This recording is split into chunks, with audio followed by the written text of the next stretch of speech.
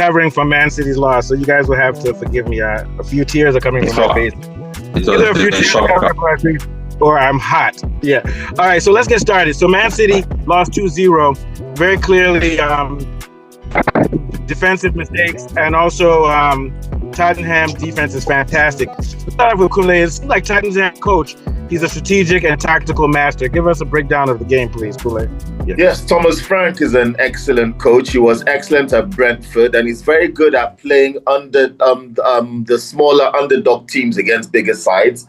And Tottenham played a very organized game, catching them on the break, playing away from home, solid in defense, quick in attack. The first goal was out of good football from Tottenham. I mean, the second goal was unfortunate. And also their keeper. I mean, I won't say Tottenham were perfect. They could have been beaten on another day. They did have their defenses broken, but their keeper was up to the task. It was an exciting game to watch because, it's not often, but Tottenham have done this before. This is not the first time that Tottenham have beaten Man City. I think in their home. Yeah, this consecutive victories in Etihad. They did it last.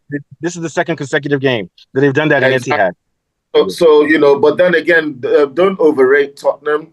Under Postecoglou, I did recall that they said that they won the first 8 and drew one out of the first 10 games. They won 8 and drew 2 before it all went tits up against Chelsea. So you had to be careful not to over-reward Tottenham. Like I've said, all these North London clubs, they're always shining at the beginning. Arsenal slightly more than Tottenham because Tottenham lack a little bit of ambition. At least Arsenal are aspirational. And right now so it's right like now, what the Germans call the good time in the Atlantic. Yeah, the good time is what we call what do we say? Enjoyment. Anyway, so they've won. They have 5 goals and 0 goals given up so far this year. 5 goals, 0 goals given up. This account well. Even though I'm not a Tottenham fan, I don't like where we British press go after foreign players, and I know that will start them up for a while. So I'm happy about that. I mean, I don't want your press going and they lose. So it's not like I want Arsenal to like some of their players. So let's move on because we have a limited amount of time. So I'm going to go to Mr. Warif. It seems like the Man City team is not really gelling. Well, they look like they were gelling in the last match, but now that they have Roger and these guys on the bench, they brought Foden in. I think it messed up. Hold on. If they brought Foden in, it might have messed up their rhythm a little bit. Tijani Reinders was okay, 92% of passes completed, but no opportunities to really score because the Tottenham defense had them locked down. What do you think, Mr. Warif? Man City, even in their first game against Wolves, I said it was because it was Wolves. You cannot tell what they can do until they play a bigger team. The Man City midfield today, if we check the statistics, I don't think Haaland got more than 2 attempts on goal. So the reason why they lost that match, their midfield collapsed. And if it was first goal, they were playing high line, pressing football. That was why Tottenham was able to get more counter. That if you have to check if it was an offside. And this one, I don't know what keeper was thinking out. If it was higher, I don't know. You have to really defend at your side, and you have your. Mr. Warif, every session your thing breaks. This thing is becoming a problem. Every single time it's breaking again. Let's go to Mr.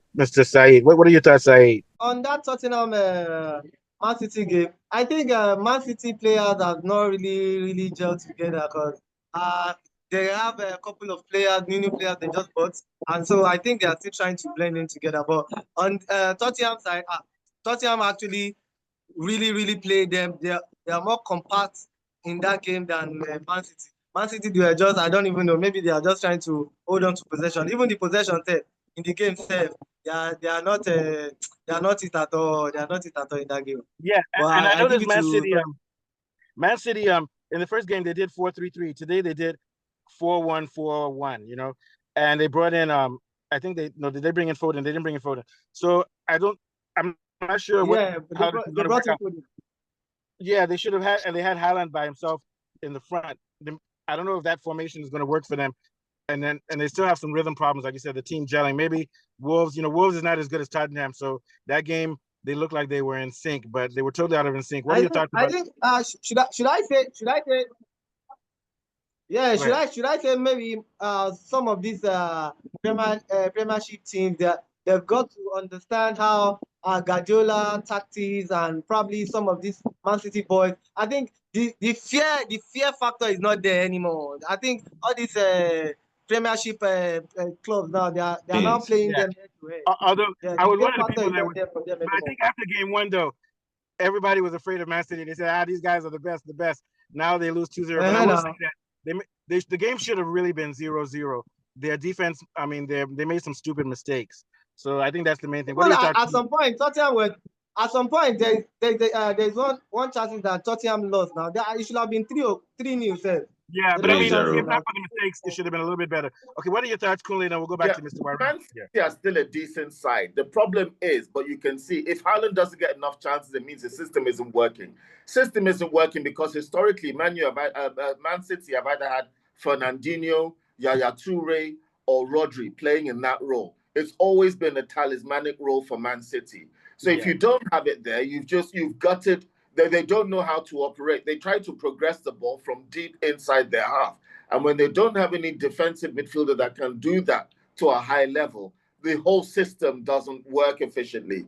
And the reason Yeah. the whole system doesn't work efficiently, and they weren't just unlucky, is because Haaland didn't get barely any chances. Enough If supply.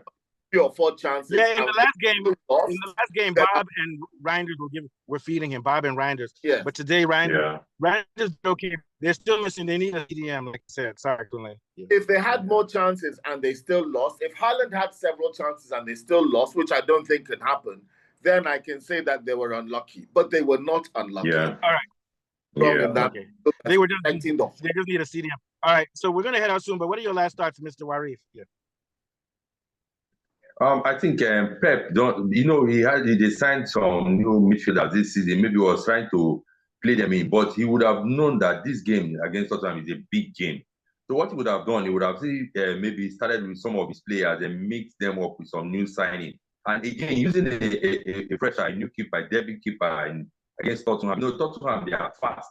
So I think the blame should go to the Pep Guardiola and also the keeper for making that silly mistake behind. So that's yeah.